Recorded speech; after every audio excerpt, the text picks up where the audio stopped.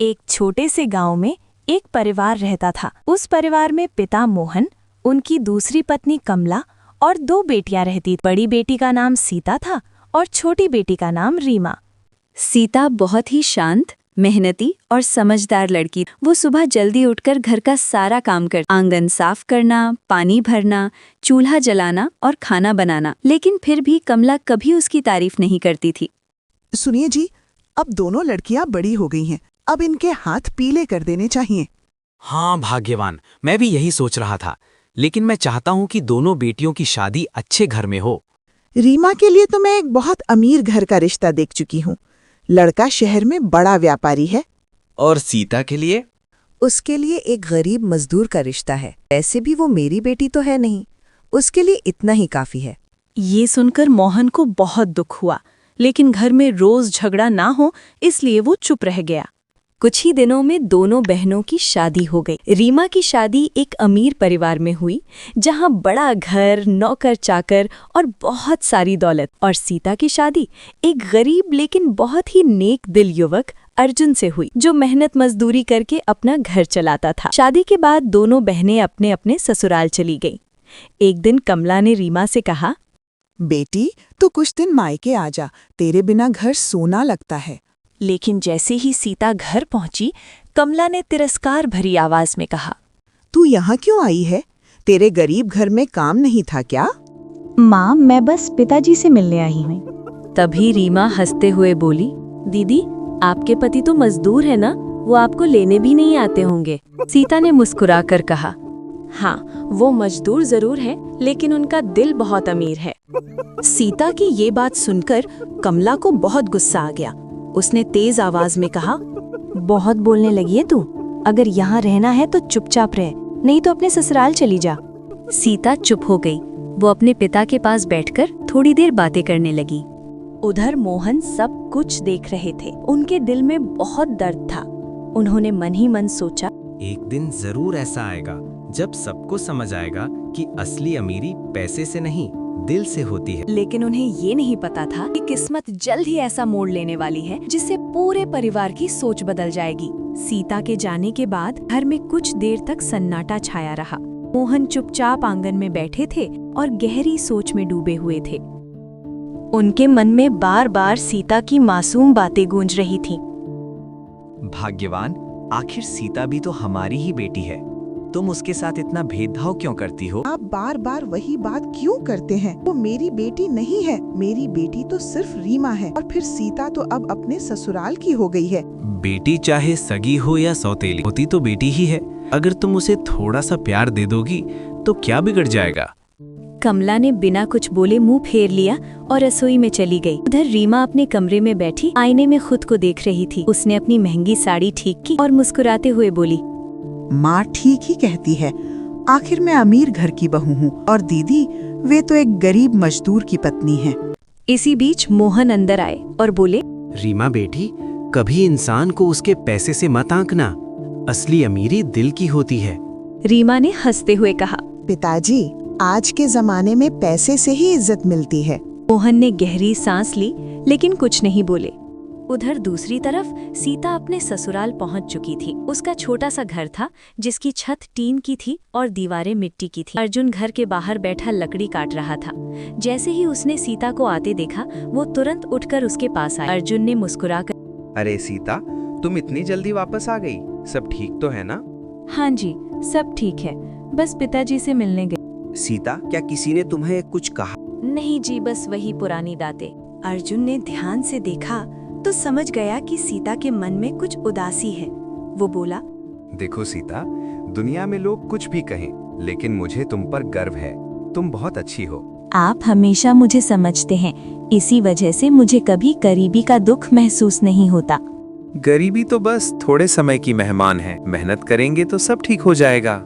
अगले दिन सुबह अर्जुन काम पर चला गया। सीता घर का काम करने लगी। कुछ देर बाद दरवाजे पर किसी ने आवाज लगाई, अरे बेटी, कोई है क्या? सीता बाहर आई तो देखा कि एक बूढ़ा आदमी दरवाजे पर खड़ा था। उसके कपड़े फटे हुए थे और वो बहुत थका हुआ लग रहा था। बेटी, 2 दिन से कुछ नहीं खाया, अगर थोड़ा सा खाना मिल जाए तो बड़ी मेहरबानी होगी। सीता तुरंत अंदर गई और जो थोड़ा सा खाना घर में था वो लेकर आ गई। उसने आदर से कहा, बाबा ये लीजिए, हमारे पास ज्यादा तो नहीं है लेकिन जो है वो आपका है। बेटी, तुम बहुत दयालु हो, भगवान तुम्हें हमेशा खुश रखे। बाबा, अगर हम किसी भूखे की मदद कर सके तो वही सबसे बड़ा पुण्य है। बूढ़े आदमी ने सीता को गौर से देखा और मन ही मन मुस्कुरा दिया। बेटी, एक दिन तुम्हारी अच्छाई का फल जरूर मिलेगा। ये कहकर वो धीरे धीरे वहां से चला गया। सीता ने इस बात पर ज्यादा ध्यान नहीं दिया और अपने काम में लग गई, लेकिन उसे ये नहीं पता था कि वही बूढ़ा आदमी उसकी किस्मत बदलने वाला था। और उधर दूसरी तरफ रीमा के अमीर ससुराल में भी एक ऐसी घटना होने वाली थी जो जल्द ही पूरे परिवार की सोच बदल देगी। सुबह का समय था। हल्की हल्की धूप आंगन में फैल रही थी। सीता अपने छोटे से घर के बाहर बैठकर चूल्हे पर रोटी बना रही थी। तभी अर्जुन काम पर जाने के लिए तैयार होकर बाहर आया। सीता, आज मैं थोड़ा दूर काम पर जा रहा हूँ, शाम तक लौटूंगा। ठीक है जी, अपना ध्यान रखना और हाँ, जल्दी आ जाना। अर्जुन चला गया और सीता अपने काम में लग गई, लेकिन उसके मन में बार बार कल वाले बूढ़े बाबा की बातें घूम रही थीं। बेटी, एक दिन तुम्हारी अच्छाई का फल जरूर मिलेगा। उधर दूसरी तरफ रीमा के ससुराल में माहौल कुछ अलग ही था। रीमा अपने बड़े से कमरे में बैठी थी। उसके चारों तरफ महंगे कपड़े और गहने रखे थे, लेकिन उसके चेहरे पर खुशी नहीं थी। तभी उसकी सास कमरे में आई और बोली, रीमा, तुम दिन भर बस आराम करती रहती हो, घर के काम में भी थोड़ा हाथ बटाया करो। माँ जी, हमारे घर में तो नौकर चाकर सब काम करते थे, मुझे इन कामों की आदत नहीं है। ये तुम्हारा मायका नहीं, ससुराल है। यहाँ हर किसी को जिम्मेदारी निभानी पड़ती है।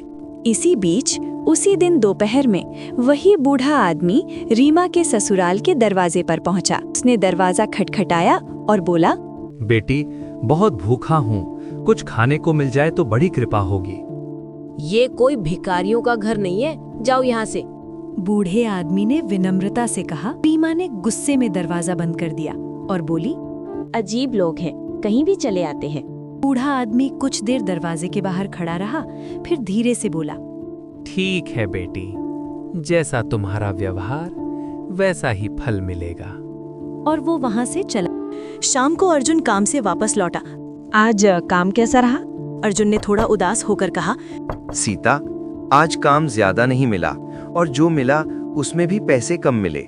सीता ने मुस्कुराते हुए कहा, कोई बात नहीं जी, भगवान सब ठीक करेंगे। तभी अचानक दरवाजे पर दस्तक हुई। सीता ने दरवाजा खोला तो देखा वही बूढ़ा बाबा फिर से खड़ा है, लेकिन इस बार उसके चेहरे पर एक अलग ही चमक थी। बूढ़े आदमी ने मुस्कुराकर कहा, बेटी, क्या मुझे अंदर आने दो दी?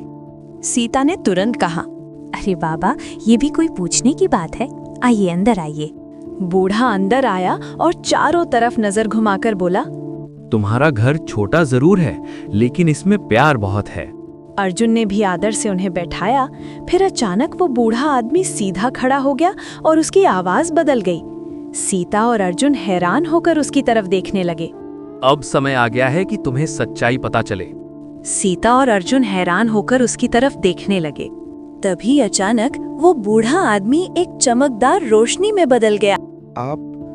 आप कौन हैं? मैं ईश्वर का दूत हूँ। मैंने तुम्हारी दया और सच्चाई को परखा है। सीता और अर्जुन दोनों हाथ जोड़कर खड़े हो गए।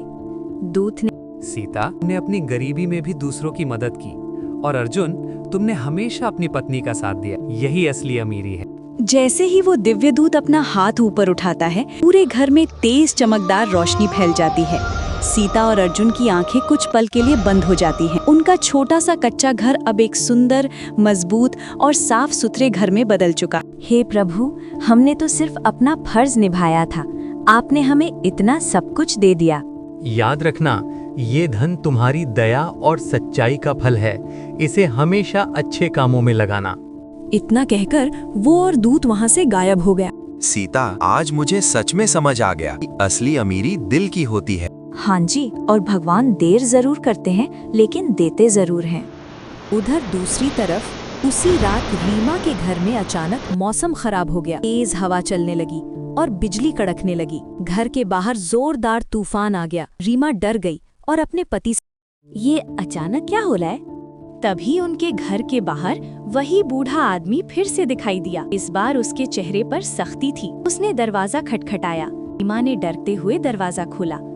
बूढ़े आदमी ने गंभीर आवाज में कहा, बेटी, क्या अब भी मुझे पहचानती नहीं? आप वही हो जिन्हें मैंने उस दिन भगा दिया था? और बूढ़ा आदमी अपने असली दिव्य रूप में आ गया। रीमा और उसका पति डरकर उसके सामने झुक गए। दूत ने कहा, रीमा, तुम्हारे पास सब कुछ होते हुए भी तुमने एक भूखे को ठुकरा दिया। तुम्हारे दिल में घमंड है और यही तुम्हारी सबसे बड़ी गरीबी है। मुझे माफ कर दीजिए, मुझसे गलती हो गई। गलती का फल तो मिलेगा, लेकिन अगर तुम सच्चे दिल से बदल जाओ तो तुम्हें दूसरा मौका भी मिल सकता है। अगले ही दिन रीमा के घर में परेशानियां शुरू हो गईं। व्यापार में घाटा होने लगा। नौकर चाकर एक एक करके चले गए और धीरे धीरे उसकी सारी शान शौकत खत्म होने लगी। कुछ दिनों बाद रीमा और उसका पति साधारण कपड़ों में सीता के घर पहुंचे। सीता उन्हें देखकर चौंक गई। रीमा रोते हुए, दीदी, मुझे माफ कर दो, मैंने हमेशा तुम्हारा अपमान किया। मुझे अपनी गलती का बहुत उसी समय मोहन और कमला भी वहां पहुंच गए। कमला की आंखों में आंसू थे। वो सीता के पास आई और बोली, बेटी, मैंने तुझसे बहुत गलत किया। अगर हो सके तो मुझे माफ कर दे। माँ, आप मुझसे माफी क्यों मांग रही हैं? मैं तो हमेशा आपको अपनी माँ मानती थी।